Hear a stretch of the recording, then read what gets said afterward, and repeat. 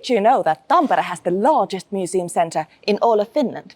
It is housed at an old factory and always holds at least 10 different exhibitions that you can visit with just one ticket.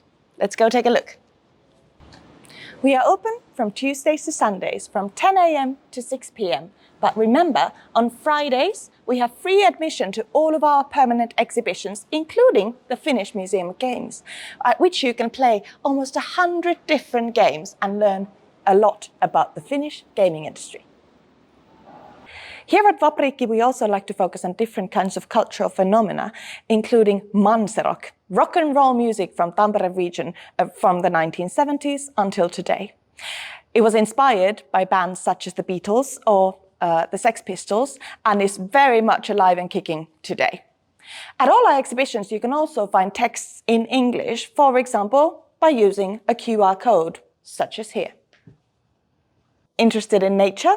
The Tampere Natural History Museum showcases animals from the Pirkanmaa region, both large and small, the bear especially being the children's favorite. One of the museum centre's recurring themes are the technical developments and innovations of the Tampere region. Here you can see our temporary exhibition, Fantastic Flop, which tells the story of Nokia's N-Gage phone.